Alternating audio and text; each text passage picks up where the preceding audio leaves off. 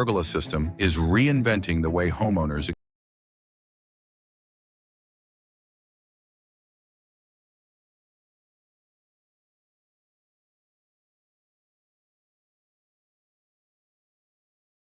experience the outdoors. The most versatile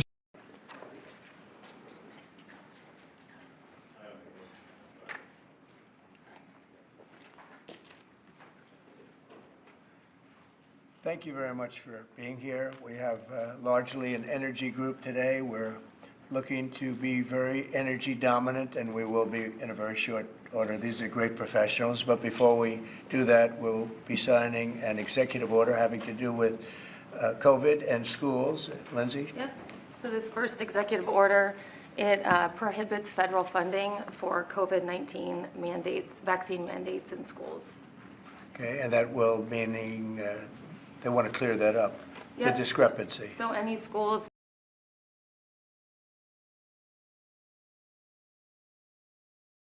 that require students to be vaccinated with COVID-19 shot, then there's no more federal funding. So. Okay.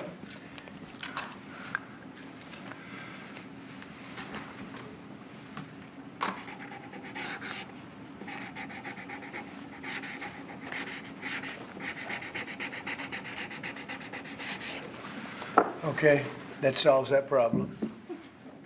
So if you've purchased a faulty car in California and won a huge check like I've got here, here's what Sir, will the Department of Education have to handle that? Yes, it'll go through the Department of Education. Okay? Thanks. Can I make one comment, Mr. President? Yes, please. As a father of 9, thank you. We should have parental freedom to decide what vaccines our kids take, as opposed to school systems and governors forcing upon the people that love these kids the most, which is the parents. So thank you for citing that. Great, thank you very much. People wanted that very badly. Okay. Okay, and here is an executive order establishing the National Energy Dominance Council. So that will be chaired by the Secretary of the Interior, Mr. Burgum, and the Vice Chair, Chris Wright. And so this will reduce costs with respect to energy, establish American independence with energy, and also unleash energy dominance. Good, thank you. And this is a big deal. We have more energy than any other country, and now we're unleashing it, to put it nicely. And I'd like to ask Doug, you're going to be heading it up. You and Chris, would you say a few words about it, please? Yeah, absolutely, sir. Good afternoon. President Trump wisely understood that under the Biden administration, there was a war against American energy, and today that war officially has ended. President Trump on day one declared a national energy emergency. And this is a real emergency because under the Biden administration restricted the production of oil and gas. Production's still coming, but when you stop holding leases, when you take 625 million acres of land out of ocean land, out of production possibilities through an executive order, you're really restricting the balance sheet of America. But today,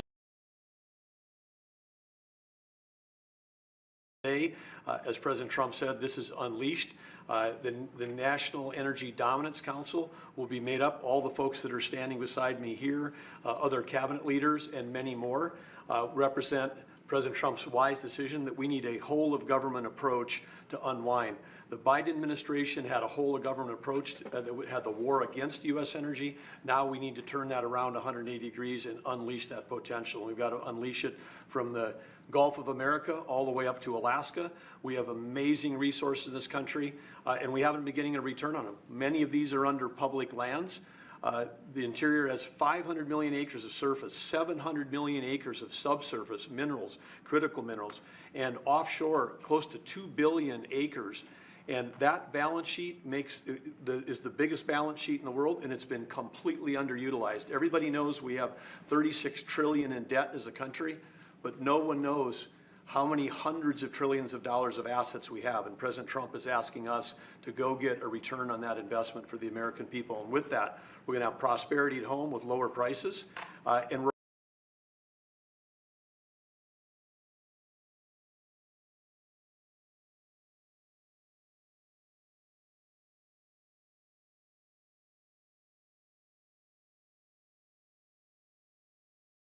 We're also going to have peace abroad, because the wars that we've been engaged in, or our allies have been fighting over the past few years, have been funded by the oil sales of our adversaries.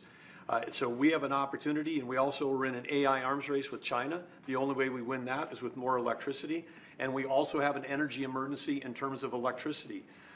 Too much intermittent, unreliable, not enough base load. We've been shutting down the base load that we have. President Trump is going to reverse that, and it's going to allow us to win the AI arms race, which is the most important thing that we have to do relative to our future.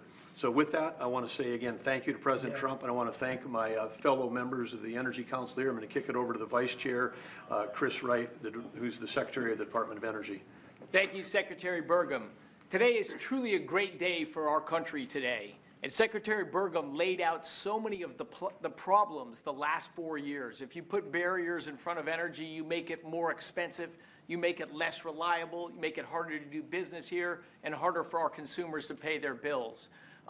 With this fantastic action from our president, we now have authority across the government to lean in to fix these problems. And I'll start out with one specific right away. This morning, I signed our first LNG export license, unpausing the pause in action. The Commonwealth LNG project that'll be on the Gulf Coast in Louisiana is now officially ready to go. This will be a large construction project for American workers. It'll draw demand for more American energy production that'll be shipped overseas to our allies. Many more of those to come. We're also working aggressively to roll back standards that have made appliances more expensive for Americans, and dishwashers that take 2 hours long and don't get your dishes clean. Nobody likes that. That's about standing in the way.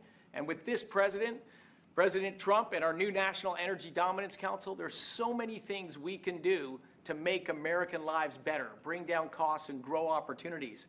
And with that, I'm going to kick it over to a fellow member of the Council, our Administrator of the EPA, Lee Zeldin. Thank you, Secretary, and honored to be serving on the Energy Dominance Council. At EPA, we're doing our part to power the great American comeback. And President Trump has made it clear that he wants EPA to be doing our job to ensure that we are unleashing energy dominance however we can help, that we are assisting in making America the AI capital of the world, that we are pursuing permitting reform, that we are helping to bring back American auto jobs. This is the mandate of the American public. The Trump mandate, it was clear, and the guidance from President Trump to me when he asked me, thankfully, for the opportunity for us to be able to serve together in partnership to unleash energy dominance. This is a moment that we must meet. To that end, it is important to note that the prior Biden-Harris EPA issued a waiver to California for tailpipe emissions. This was a rule that should have been submitted to Congress. We will submit it to Congress. Congress will have the opportunity through the Congressional Review Act to make that waiver go away. We will do everything in our part to help the American people to make life in America more affordable. The golden age of American success is upon us. If you're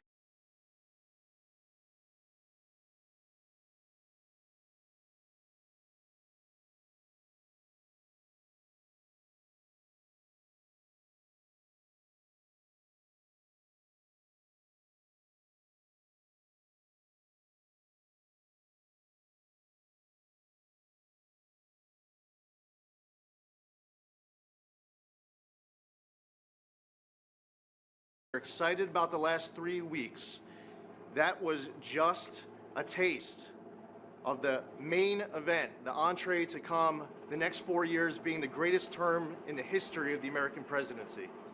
With that, I'd like to introduce Sean Duffy.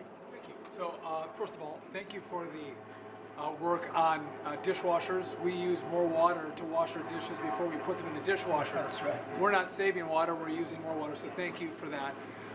But I'm also joining the EPA. We've introduced our rules to start to look at the CAFE standards. So we're looking at how much it costs for end users when they put gas in their car. And the Biden era standards are costing billions of dollars in taxes and carbon credits, which drive up the cost of vehicles. And so we're going to remedy that, rectify it. and make sure we're bringing down the cost of a car, number one. Number two, if I could just mention, Mr. President, per your direction,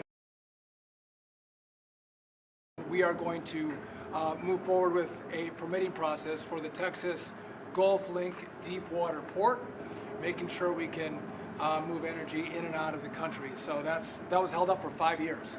It was stonewalled, bureaucrats got in the way. We're now going to move forward with that, making sure we have great oil infrastructure in the country. Great, thanks. Great And job. Howard Lutnick? Yes. So, the nanny state, you're feeling the end of the nanny state. From straws made of paper to regulation endlessly harming Americans and holding us back.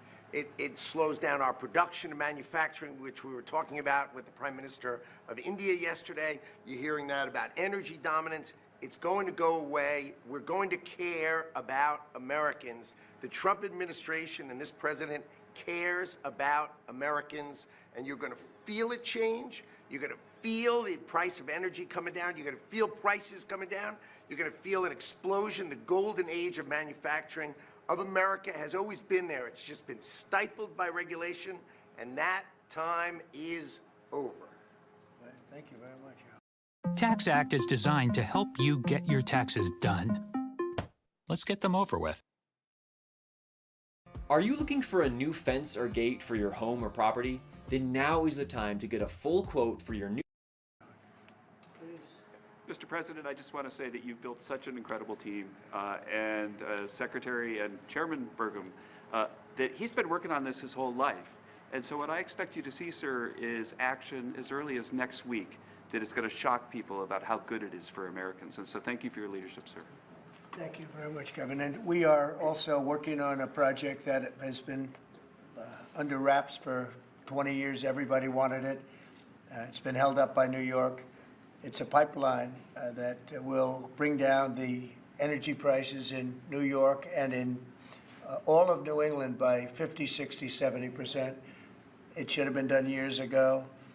We'll be speaking to New York, and the New York is actually the biggest beneficiary because their energy costs are very high. This will reduce them very substantially.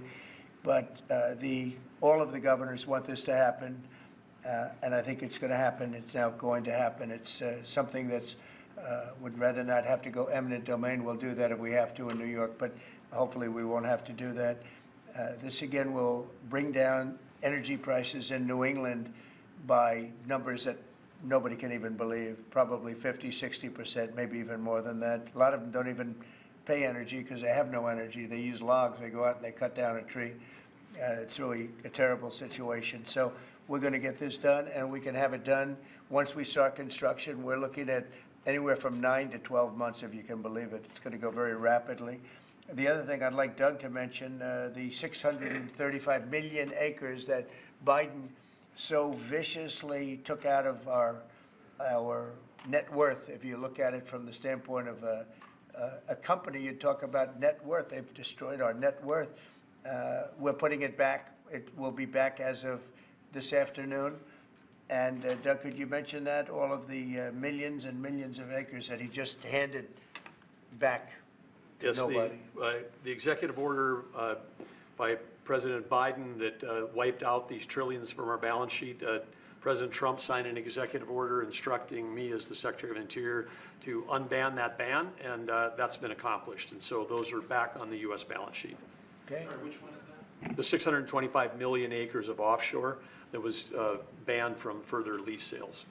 Further anything. And 625 million acres is Right. 1/3 the size of the lower 48 that was taken off our balance sheet. It's back on there now. President Trump cares about the American people. He knows that these public lands belong to the public. They don't belong to Washington bureaucrats from the prior administration, and we're going to make sure that we get a return on investment for the American people. The amount of money that he took off our balance sheet, if you look at it as a balance sheet, it was incalculable. Nobody's ever seen anything like it. And he did that, I guess, in the last few days of the administration. He just wiped it out. 635 million acres, which if you sit down and look, it's like that's a major part of the ocean. And he just gave it away and took it away. And fortunately, it wasn't done with an act of Congress or anything. And we did it in a, I think, very abbreviated, very quick, and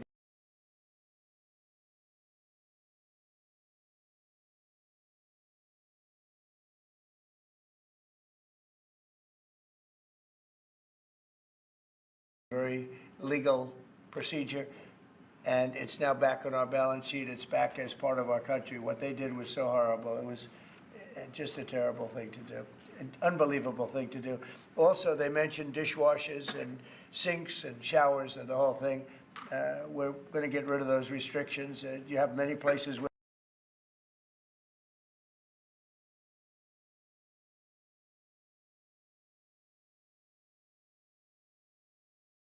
they have water. They have so much water they don't know what to do with it. But people buy a house, they turn on the sink and water barely comes out. They take a shower, water barely comes out. And it's an unnecessary restriction. And basically, I think we're going to be going back to the Trump rule. We had it, and everybody was happy.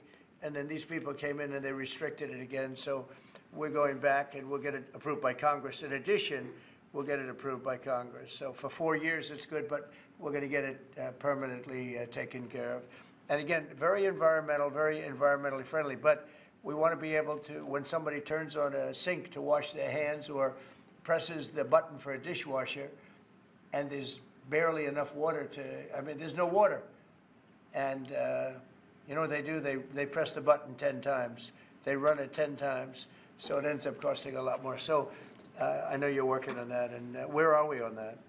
We're working closely with the Department of Energy with regards to rules that were enacted during the Biden administration. Inside of the EPA, we are overhauling the water sense standards that are there to update them for the American people, to bring down cost of living and combat inflation, and just pursue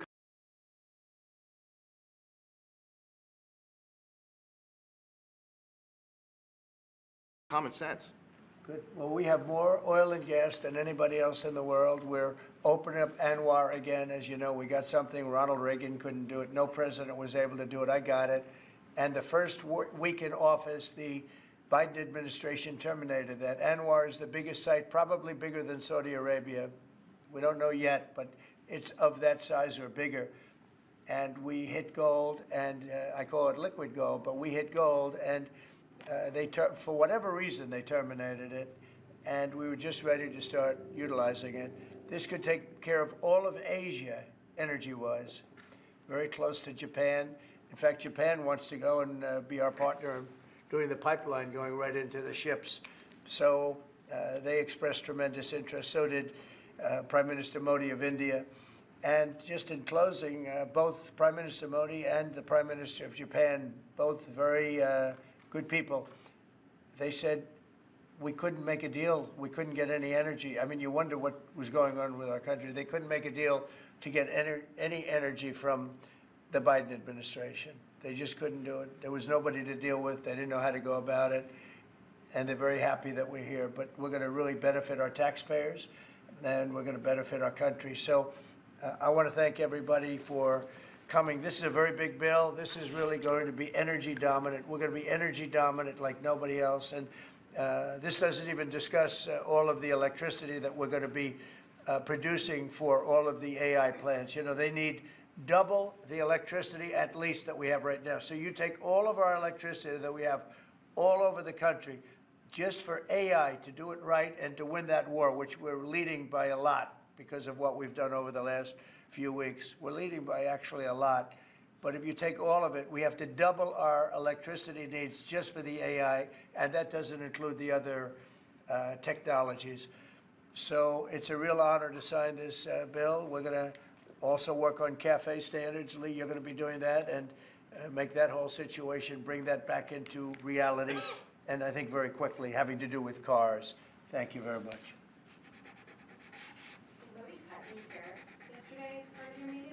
No, but in 2 weeks we will have another one. Yesterday was very big.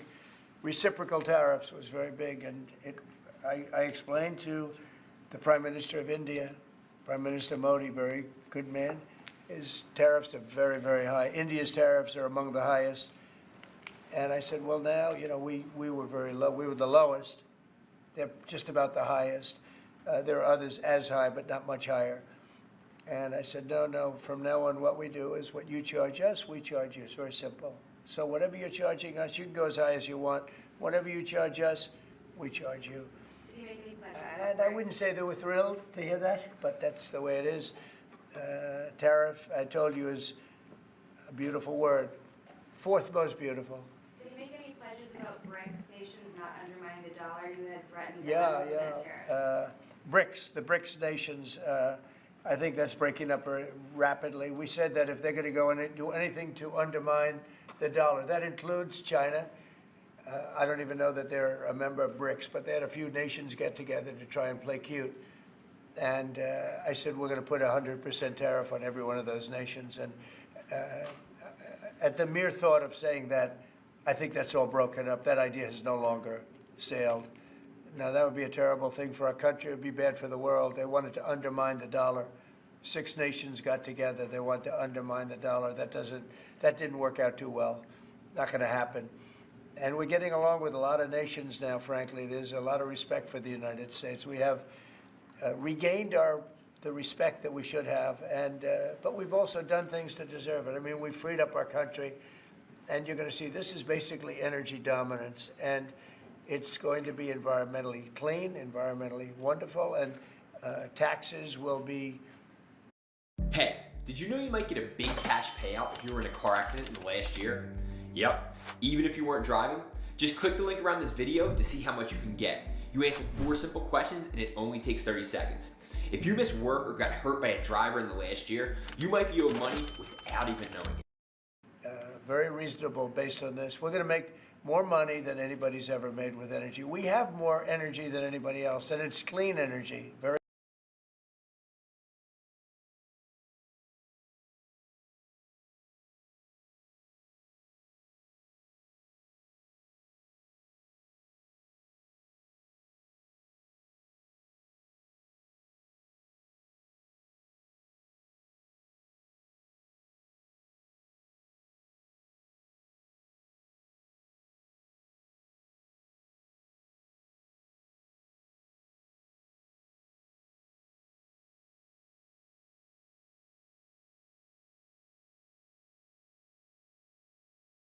Very clean, beautiful energy. We're lucky.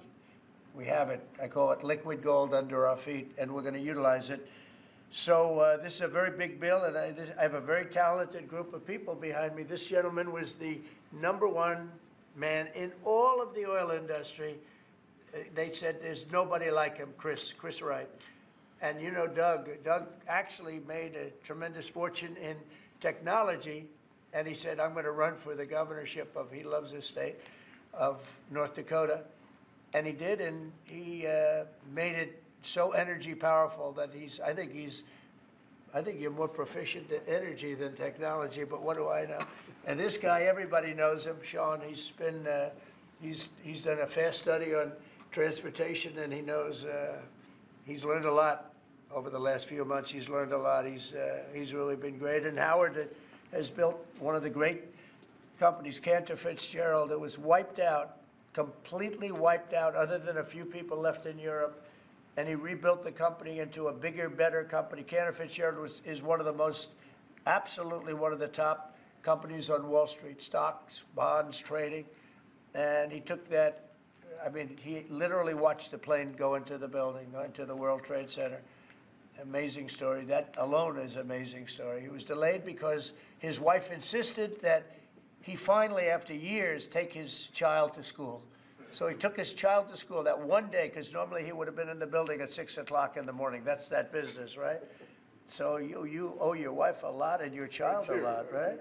But his wife insisted that he take his child to school. For 5 years he didn't do it. He was horrible. What kind of a father was he? Okay, I'll do it. And he was therefore driving down at 8:43, whatever the time was, down the West Side Highway, and he saw the plane go into the side of the building. He said, wow. And he occupied the top 3 floors of the World Trade Center, of the one building of the World Trade Center. And you know what happened there? He lost 100% of the people in that, his whole company was there. And he rebuilt his company step by step over years, and became bigger and stronger, and he gave a tremendous amount of the profit to the families of the people that died, which he didn't have to do. And now he's working with us. He did an incredible job. I mean, anybody in that world, they know Howard Lutnick very well, I'm honored to have him running Commerce. He's going to be incredible. He loves the country. And Lee was a great lawyer, a great congressman, very successful person, both as a lawyer and as a congressman, and knows a lot about the environment, cares about the environment. And we were lucky that I was very happy that you joined. And he was with me right from the beginning, always was with me, and I've always been with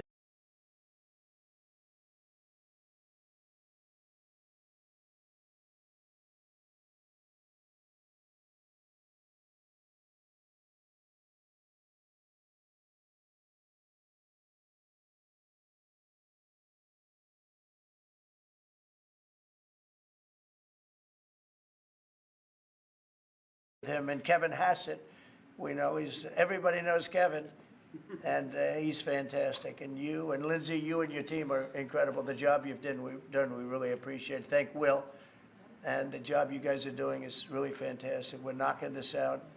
Brian, do you have a question? I actually do. What kind of piqued my interest is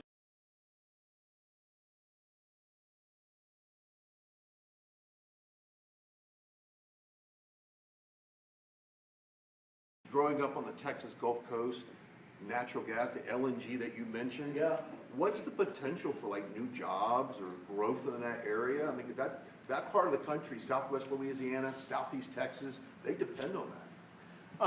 I would say that potential is simply tremendous. 20 years ago, the United States was the biggest importer of natural gas in the world. And we had natural gas prices 2 or 3 times higher than they are today. But with shale revolution and great entrepreneurs in Texas and Louisiana and across our great country, we are now today the largest net exporter of natural gas in the world. And so much of the world is depending upon natural gas is the fastest growing energy source, has been for 50 years. We were the driver of that, and then we paused. We stopped our ability to grow natural gas exports. Both the Japanese government and Indian government expressed great distress about that. They're going to count on energy imports from the U.S., and we may just change our mind.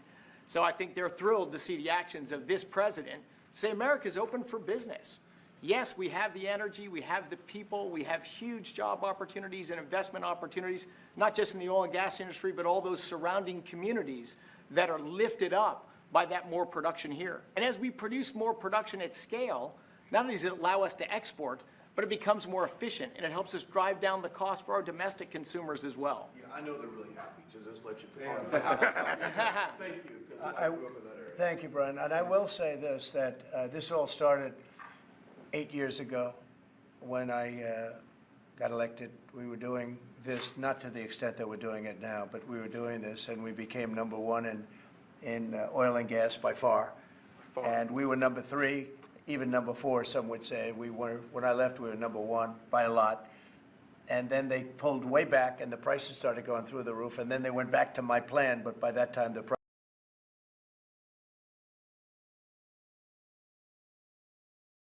prices had already gone up, so they really disrupted it.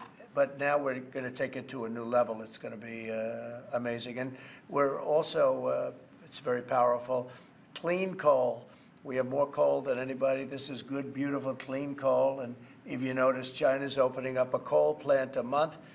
Germany is now opening up a coal plant every 2 months.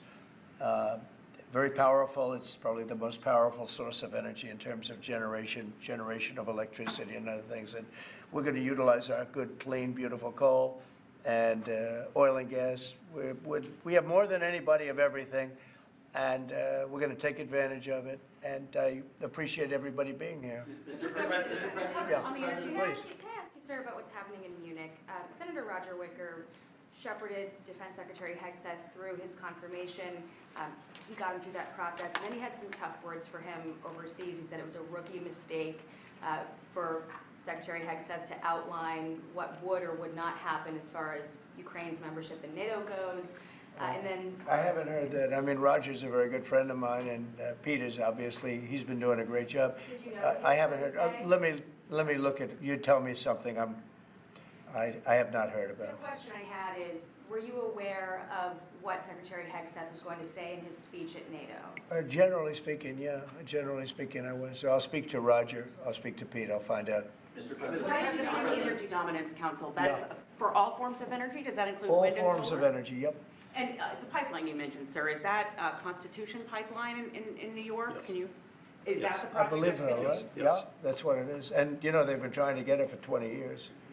And what it means is for New York, upstate New York, and even everywhere in New York, also other states, but in particular New England, that New England will now, I think, will cut the energy prices, and big cuts in New York too, but cut the energy prices literally in half. We have the permits.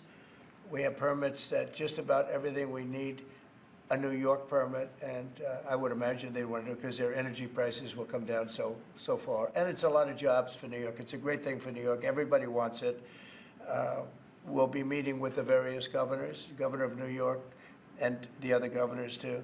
And we can have it built in about 9 months, and let's say 1 year, but we can actually have it built in pretty close to 9 months. It's all set. We have most of the permits, almost all of the permits. And on just, you're prioritizing energy dominance today. You've also prioritized trade balance. The oil industry is a little worried about the steel tariffs. I mean, they put 20,000 feet steel in the ground at a well. How will you balance that? Is there a possibility? You're talking about steel and aluminum. Indeed, steel tariffs. So the steel, I saved the steel industry in my first term by putting on tariffs because China was dumping massive amounts of steel.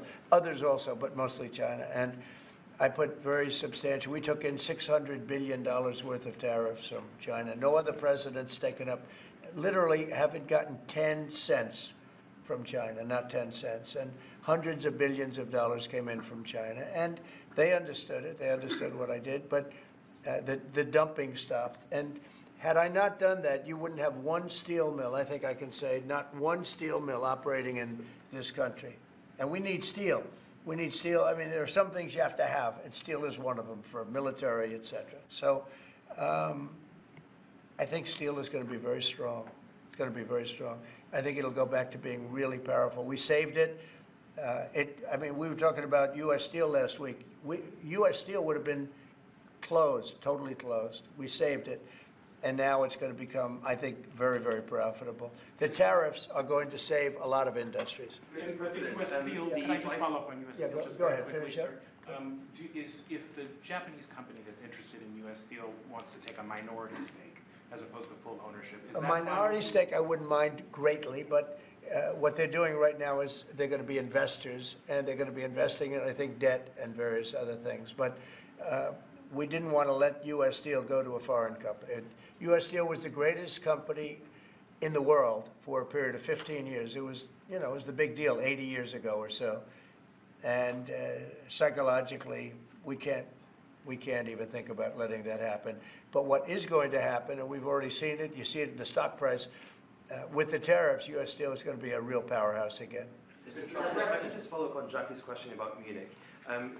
Vice President Vance's speech to the conference has ruffled quite a few feathers in Europe. What did he say to ruffle them? I don't know. He was talking about the freedom of speech and migration in Europe.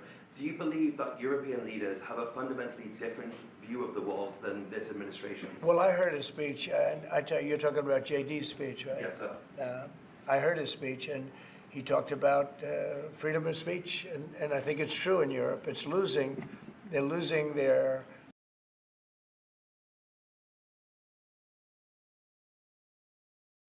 wonderful right of freedom of speech. I see it. I mean, I thought he made a very good speech, actually, a very brilliant speech. Yeah.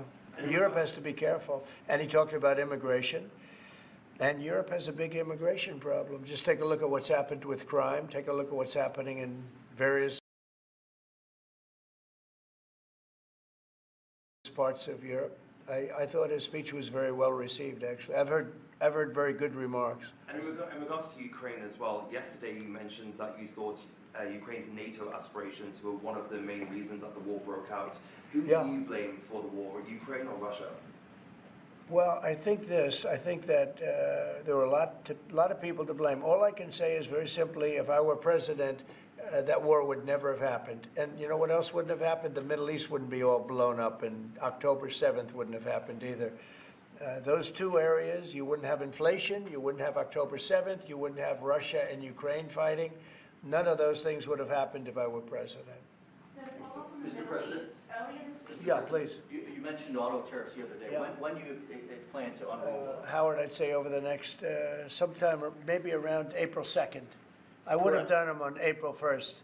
Believe it or not, I'm a little superstitious. No, literally, we had it planned for April 1st. I said, let's make it April 2nd. You know how much money that costs? That costs a lot of money just that one day, but we're going to do it on April 2nd, I think. Is that right? That's right. Okay, thank you. The lead prosecutor in Eric Adams' case resigned today, saying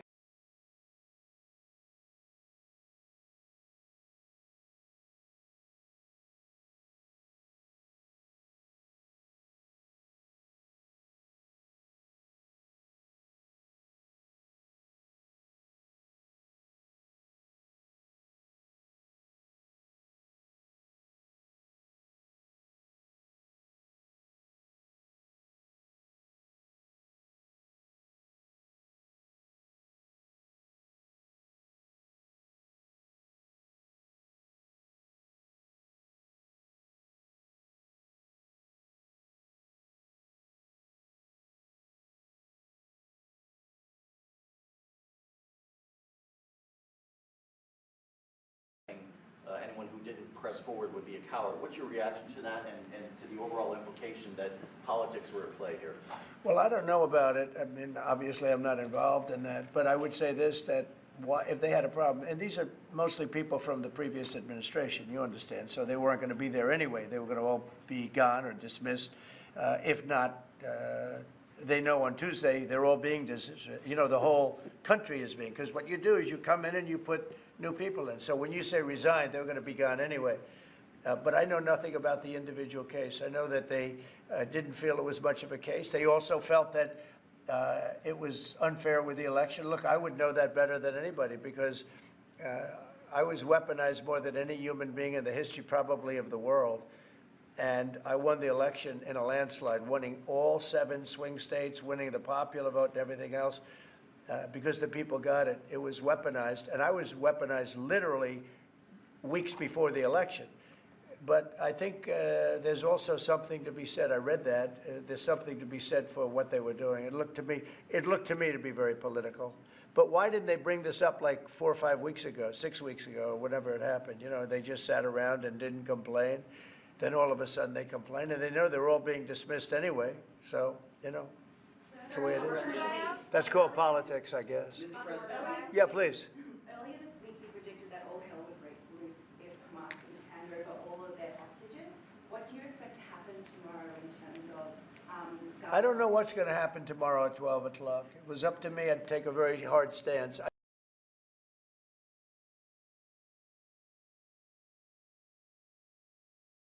I can't tell you what Israel's going to do.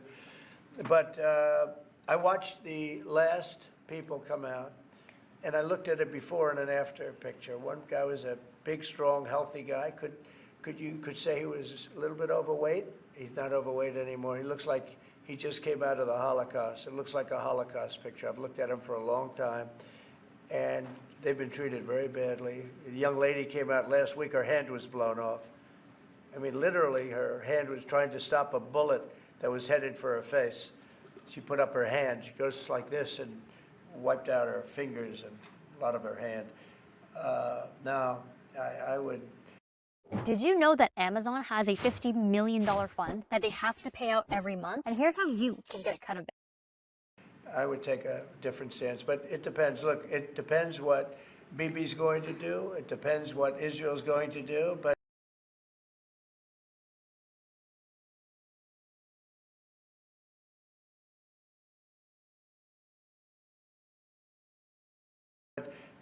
and now I understand they've totally changed. Hamas has totally changed. They want to release hostages now again. But you have to see, this started by them saying, we're not going to release the hostages as we said we were. I said, good. You have till 12 o'clock on Saturday, which is tomorrow at 12 o'clock to do it. And we didn't hear anything. Then all of a sudden, 2 days ago, they said, no, we've decided we're going to release the hostages. So, but I actually think they should release all of the hostages. Remember, they're probably as bad as they looked. I mean, I don't like to say that, but they look real bad 4 days ago, 5 days ago when I saw them. And the young ladies that came out were treated really badly. You don't know what happened, but I do. They were treated really badly. But as bad as they look, the ones that follow probably will look a lot worse. I think they're sending out their most healthy. And they've been hit hard on that, Hamas. So they probably didn't want to release.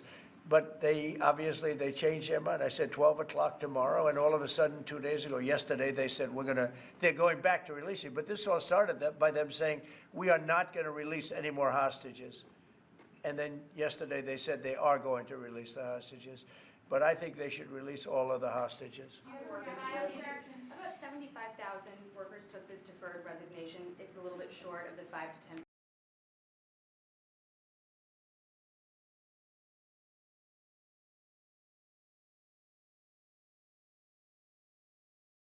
Goal you were hoping to hit. Do you think you'll have to make up the rest of that number in layoffs? No, look, that's 75,000 more than we would have had, and nobody knows what that final number is, because in the end, I think a lot of people aren't going to show up to work. A lot of people, they got used to staying home and quote, working. But, you know, I wonder if they had other jobs or other things. You know, they have a lot of problems with that. No, 75,000 is a lot of people. And we paid them well. You know, we gave them a lot of months of severance pay, if you call it that. But no, I think you'll probably have some more too, in addition. It's a big, tremendous saving for us. We want to downsize government, but make it better. Run it better, but downsize. Yeah, please. So, may I ask about the UK? I understand that you had a phone call with Keir Starmer yesterday. I did. I just signed a letter to him. He asked for a meeting, and I agreed to the meeting. We're going to have a friendly meeting. Very good. We have a lot of good things going on. But he asked to come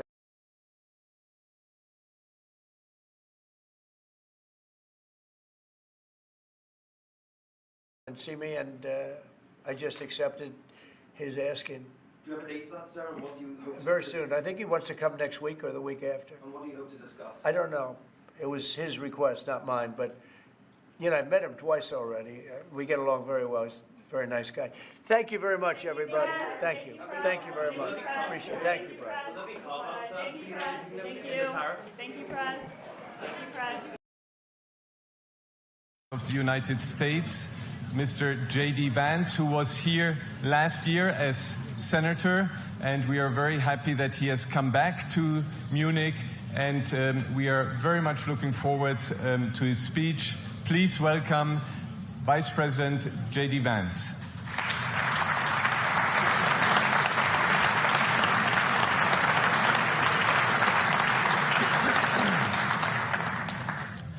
Well, thank you, and thanks to all the gathered delegates and luminaries and media professionals, and thanks especially to the host of the Munich Security Conference for being able to put on such an incredible event. We're, of course, thrilled to be here.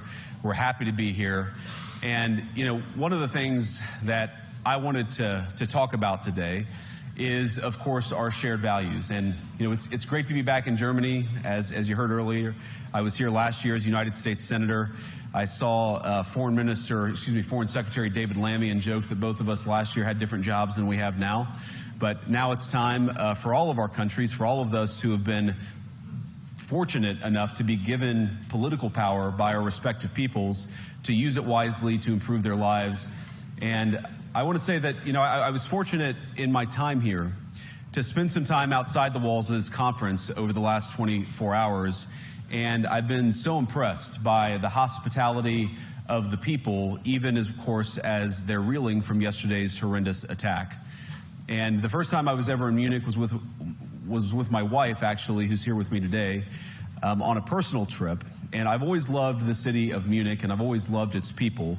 And I just want to say that we're very moved, and our thoughts and prayers are with Munich and everybody affected by the evil inflicted on this beautiful community. We're thinking about you, we're praying for you, and we will certainly be rooting for you in the days and weeks to come. Now,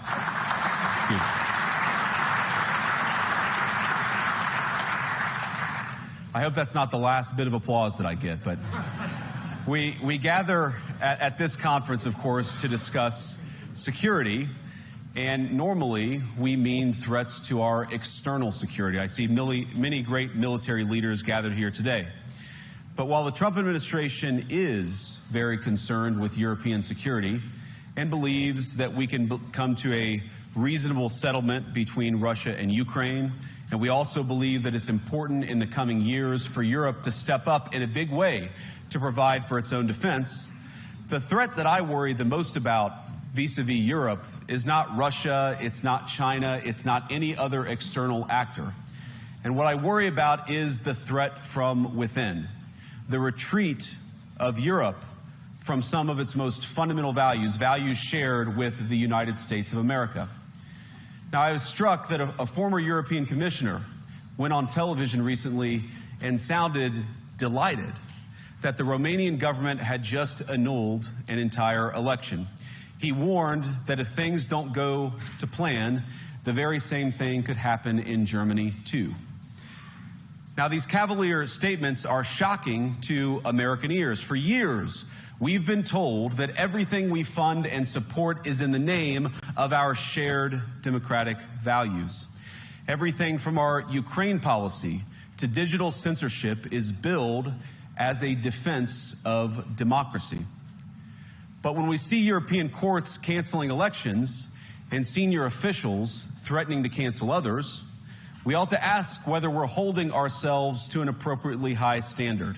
And I say ourselves because I fundamentally believe that we are on the same team. We must do more than talk about democratic values, we must live them. Now, within living memory of many of you in this room, the Cold War positioned defenders of democracy against much more tyrannical forces on this continent. And consider the side in that fight that censored dissidents, that closed churches, that canceled elections. Were they the good guys? Certainly not. And thank God they lost the Cold War. They lost because they neither valued nor respected all of the extraordinary blessings of liberty. The freedom to surprise, to make mistakes, to invent, to build. As it turns out, you can't mandate innovation or creativity, just as you can't force people what to think, what to feel, or what to believe. And we believe those things are certainly connected. And unfortunately, when I look at Europe today, it's sometimes not so clear what happened to some of the Cold War's winners. I look to Brussels, where EU commissars warn citizens that they intend to shut down social media during times of civil unrest the moment they spot what they've judged to be, quote, hateful content. Or to this very country, where police have carried out raids against citizens suspected of posting anti-feminist comments online.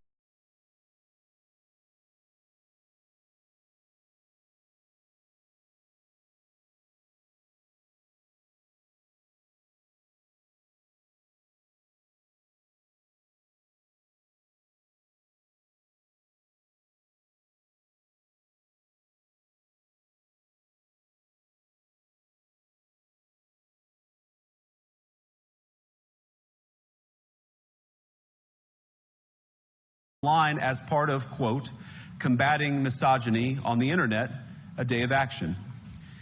I look to Sweden, where 2 weeks ago the government convicted a Christian activist for participating in Koran burnings that resulted in his friend's murder. And as the judge in his case chillingly noted, Sweden's laws to supposedly protect free expression do not, in fact, grant, and I'm quoting, a free pass to do or say anything without risking offending the group that holds that belief. And perhaps most concerningly, I look to our very dear friends, the United Kingdom, where the backslide away from conscience rights has placed the basic liberties of religious Britons in particular in the crosshairs. A little over 2 years ago, the British government charged Adam Smith Connor, a 51-year-old physiotherapist and an Army veteran, with the heinous crime of standing 50 meters from an abortion clinic and silently praying for 3 minutes. Not obstructing anyone, not interacting with anyone, just silently praying on his own. And after British law enforcement spotted him and demanded to know what he was praying for, Adam replied simply, it was on behalf of the unborn son he and his former girlfriend had aborted years before. Now, the officers were not moved. Adam was found guilty of breaking the government's new buffer zones law, which criminalizes silent prayer and other actions that could influence a person's decision within 200 meters of an abortion facility. He was sentenced to pay thousands of pounds in legal costs to the prosecution. Now, I wish I could say that this was a fluke, a one-off crazy example of a badly written law being enacted against a single person. But no, this last October, just a few months ago, the Scottish government began distributing letters to citizens whose houses lay within so-called safe access zones, warning them that even private prayer within their own homes may amount to breaking the law. Naturally, the government urged readers to report any fellow citizens suspected guilty of thought crime. In Britain and across Europe, free speech, I fear, is in retreat. And in the interest of comedy, my friends, but also in the interest of truth, I will admit that sometimes the loudest voices for censorship have come not from within Europe, but from within my own country, where the prior administration threatened and bullied social media companies to censor so-called misinformation.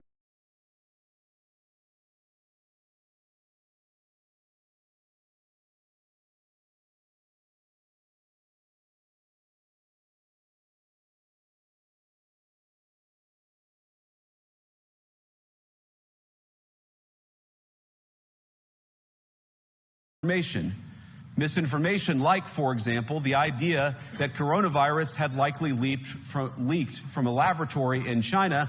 Our own government encouraged private companies to silence people who dared to utter what turned out to be an obvious truth.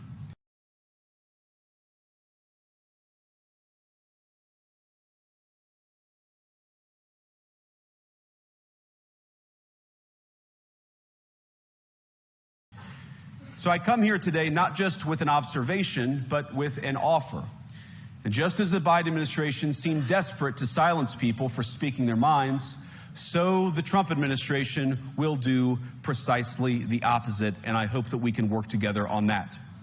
In Washington, there is a new sheriff in town, and under Donald Trump's leadership, we may disagree with your views, but we will fight to defend your right to offer it in the public square, agree or disagree.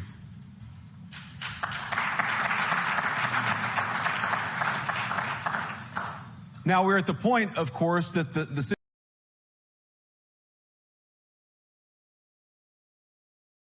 situation has gotten so bad that this December, Romania straight up canceled the results of a presidential election based on the flimsy suspicions of an intelligence agency and enormous pressure from its continental neighbors. Now, as I understand it, the argument was that Russian disinformation had infected the Romanian elections. But I'd ask my European friends to have some perspective. You can believe it's wrong for Russia to buy social media advertisements to influence your elections. We certainly do. You can condemn it on the world stage even. But if your democracy can be destroyed with a few $100,000 of digital advertising from a foreign country, then it wasn't very strong to begin with. Now, the good news is that I happen to think your democracies are substantially less brittle than many people apparently fear. And I really do believe that allowing our citizens to speak their mind will make them stronger still.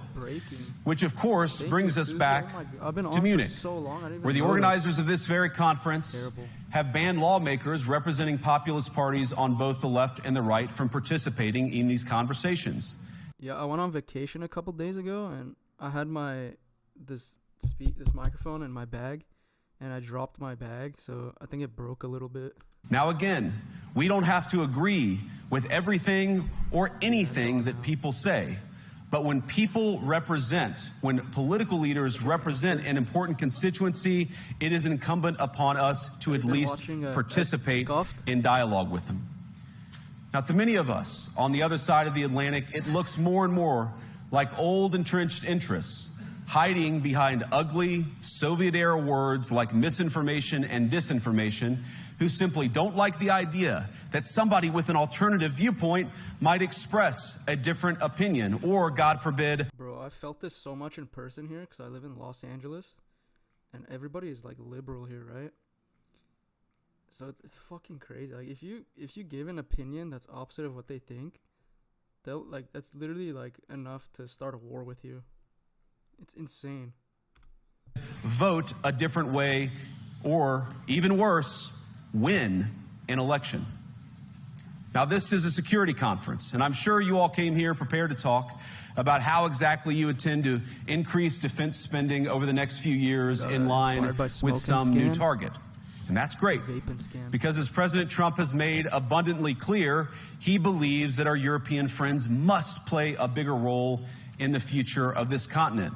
We don't think, you hear this term, burden sharing, but we think it's an important part of being in a shared alliance together that the Europeans step up while America... Yeah, we're going to lead with strength, but Europe has to lead with strength too, not lead with, the fake climate crisis shit. They don't have to lead with, like, Ukraine first or, all this stuff like gay activism and bringing the third world into your country. Like, they got to get rid of that stuff. Start focusing on some real shit. America focuses on areas of the world that are in great danger. But let me also ask you, how will you even begin to think through the kinds of budgeting questions if we don't know what it is that we're defending in the first place? I've heard a lot already in my conversations, and I've had many, many great conversations with many people gathered here in this room. I've heard a lot about what you need to defend yourselves from, and of course that's important. But what has seemed a little bit less clear to me, and certainly I think to many of the citizens of Europe, is what exactly it is that you're defending yourselves for.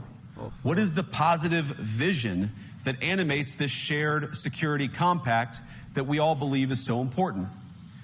And I believe deeply that there is no security if you are afraid of the voices, the opinions, and the conscience that guide your very own people. You got to listen to your people. Europe faces many challenges, but the crisis this continent faces right now, the crisis I believe we all face together, is one of our own making. If you're running in fear of your own voters, there is nothing America can do. I mean, what else does that say? If you're trying to silence opposing views in your country, like, what does that say? You're either scared of what they believe, you think it's popular, and if people hear it, then they're going to join their side. So it just looks all bad. Anytime anybody censors anything, it's just all bad. For you.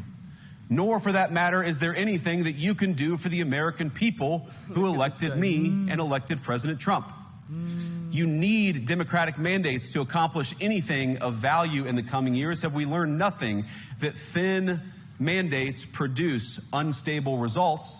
But there is so much of value that can be accomplished with the kind of democratic mandate that I think will come from being more responsive to the voices of your citizens. He's basically calling them out, almost saying like, yo, stop this corrupt BS, like what was going on here, and listen to your people, stop censoring them, and actually listen to them, and then we can start moving towards a positive future. And also, the common theme amongst all of Trump's cabinet is, yo, Europe, you gotta spend more. Poland's doing good. Poland's at like 5%, I believe. If you're going to enjoy competitive economies, if you're going to enjoy affordable energy and secure supply chains, then you need mandates to govern, because you have to make difficult choices to enjoy all of these things. And of course, we know that very well in America. You cannot win a democratic mandate by censoring your opponents or putting them in jail. Exactly. Whether that's the leader of the opposition, a humble Christian praying in her own home, or a journalist trying to report the news. Nor can you win one by disregarding your basic electorate on questions like who gets to be a part of our shared society. And of all the pressing challenges that the nations represented here face, I believe there is nothing more urgent than mass migration. Today, almost 1 in 5 people living in this country moved here from abroad. That is, of course, an all-time high. It's a similar number, by the way, in the United States, also an all-time high. The number of immigrants who entered the EU from non-EU countries doubled between 2021 and 2022 alone, and of course it's gotten much higher since. And we know the situation, it didn't materialize in a vacuum. It's the result of a series of conscious decisions made by politicians all over the continent and others across the world over the span of a decade. I can see why they're mad We now. saw the horrors wrought by these decisions yesterday in this very city. And of course, I can't bring it up again without thinking about the terrible victims who had a beautiful winter day in Munich ruined. I'd be curious, like, I don't know how to explain. Like, when you go on X, you don't really get, like, genuine understanding of what the people of these countries think. But I know there's, like, a bunch of normies in these countries that don't have X. They don't, like, they just work, go home, have families. I'm curious to see what their reactions are to J.D. Vance's speech, because I have a feeling it resonated, and they haven't heard this in a while. Our thoughts and prayers are with them and will remain with them. But why did this happen in the first place? It's a terrible story, but it's one we've heard way too many times in Europe and unfortunately too many times in the United States as well. An asylum seeker, often a young man in his mid-20s, already known to police, rams a car into a crowd and shatters a community.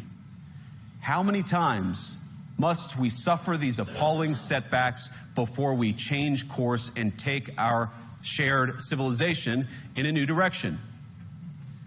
No voter on this continent went to the ballot box to open the floodgates to millions of unvetted immigrants. But you know what they did vote for? In England, they voted for Brexit, and agree or disagree, they voted for it. And more all over Europe, they're voting for political leaders who promise to put an end to out-of-control migration. Now, I happen to agree. I think it's only going to accelerate more because U.S. is kind of a leader in everything. So whatever the U.S. does, the other countries start doing after. So I think all these other countries are going to start following suit and start kicking people out. Your favorite part was the Greta part? Dude, I haven't got there yet. No. Agree with a lot of these concerns, but you don't have to agree with me. I just think that people care about their homes. They care about their dreams. They care about their safety and their capacity to provide for themselves and their children. And they're smart. I think this is one of the most important things I've learned in my brief time in politics.